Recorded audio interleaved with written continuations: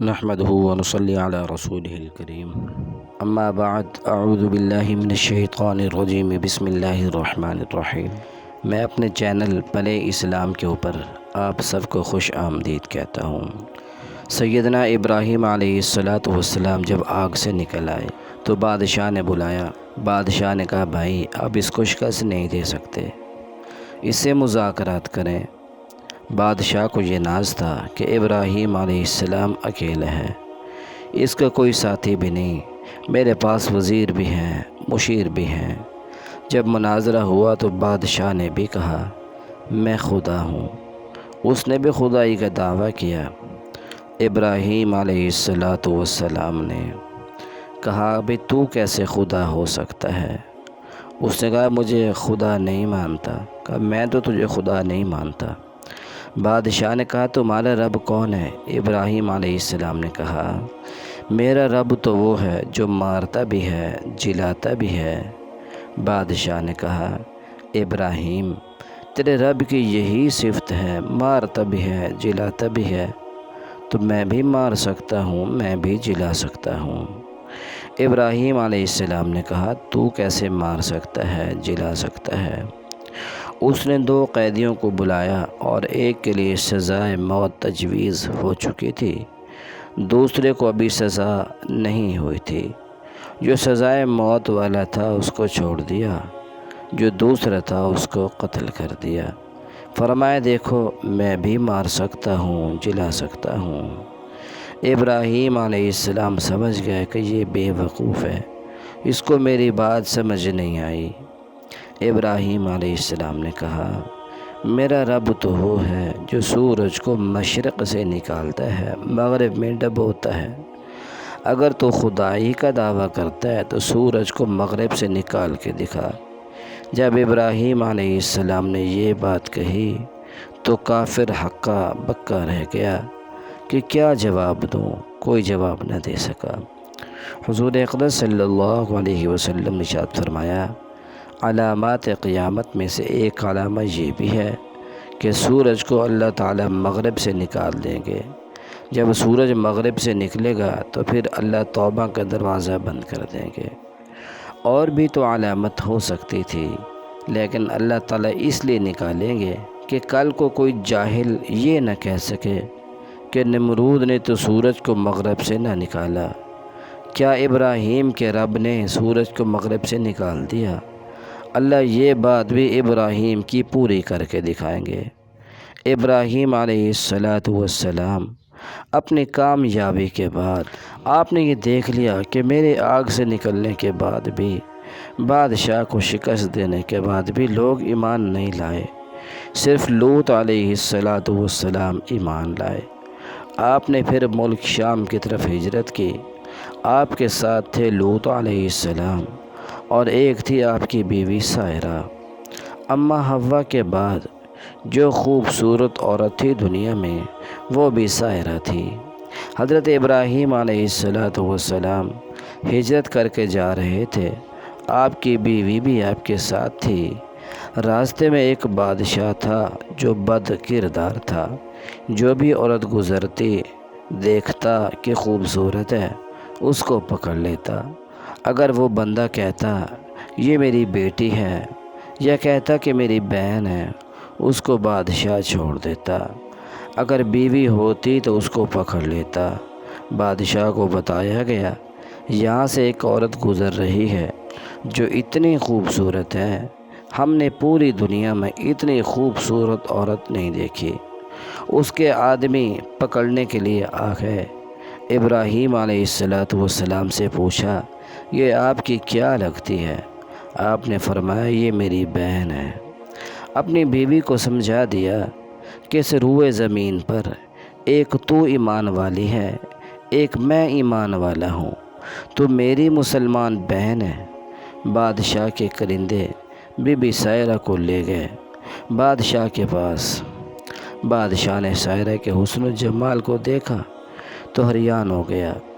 بادشاہ نے سائرہ کی طرف ہاتھ بڑھایا تو سائرہ نے دعا کی یا اللہ میں تیرے خلیل کی عزت ہوں، اللہ میری عزت کی حفاظت فرما۔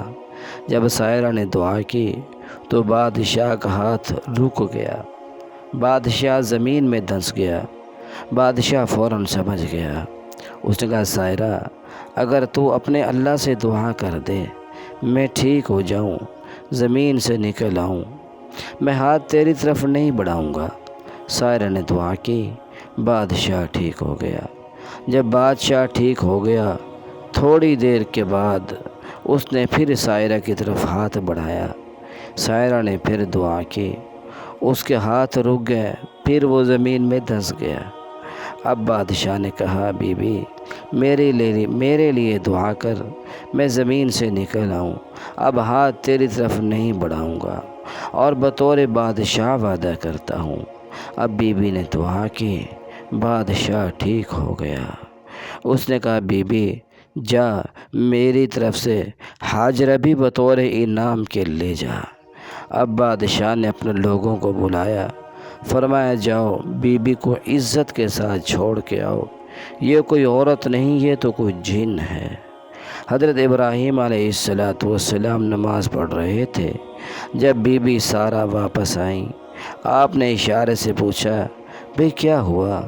بی بی نے کہا کہ اللہ تعالیٰ نے بادشاہ کے مکر و فریب کو اس کے اوپر ڈال دیا، میری عزت کی اللہ نے حفاظت کی، اور بادشاہ نے بطور تحفہ خدمت کے لیے حاجرہ بھی عطا کی ہے۔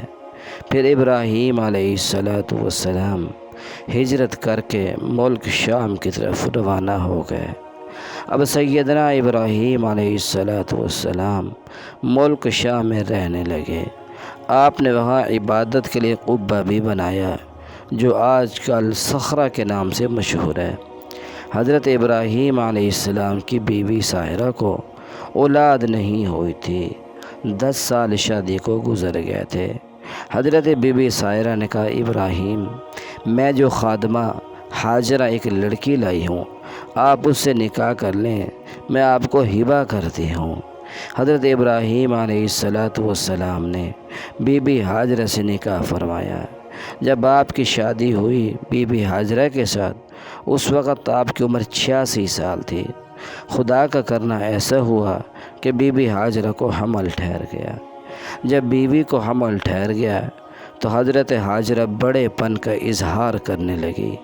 بی بی سائرہ نے کہا کہ میں تجھے خادمہ بنا کے لے آئی تھی، اب جب تیرا نکاح ہو گیا، حمل ہو گیا، اب تم مجھے آنکھیں دکھاتی ہے۔ بی بی سائرہ نے حضرت ابراہیم علیہ السلام سے شکایت کی۔ اب حاجرہ کا رویہ دیکھتے ہیں، وہ دیکھتے ہیں اکڑ کے بات کرتی ہے۔ آپ نے فرمایا اے سائرہ، تم ہی نے تو کہا تھا کہ نکاح کر لو، میں نے تو خواہش نہیں کی تھی، اب تم جو چاہو کرو۔ بی بی حاجرہ خوف کی وجہ سے ایک چشمہ تھا پانی کا، وہاں تشریف لے گئیں۔ بی بی حاجرہ ایک دن اکیلے وہاں چشمہ کے اوپر بیٹھی تھی، اللہ تعالیٰ نے فرشتہ بھیج دیا۔ فرشتہ نے کہا بی بی حاجرہ کیوں گھبراتی ہے؟ تیرے بطن میں کیا ہے؟ تمہارے بطن میں جو بچہ ہے وہ بہت بڑی شان والا بچہ ہے۔ تمہارے بچے کی ذریت میں اللہ ایک عظیم الشان بچہ پیدا کرے گا، جس کا دبدبہ مشرق اور مغرب میں ہوگا۔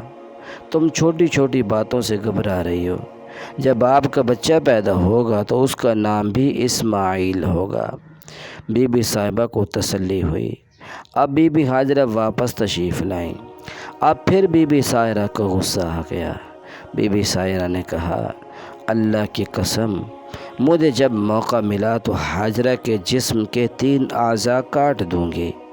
اب ابراہیم علیہ السلام کو پتہ چلا کہ اس نے تو قسم کھا لی ہے۔ اس زمانے میں قسم کا کفارہ تھا نہیں کہ قسم کا کفارہ ادا کر کے قسم سے فارغ ہو جائے، قسم پوری کرے یا پھر گناہ گار ہو۔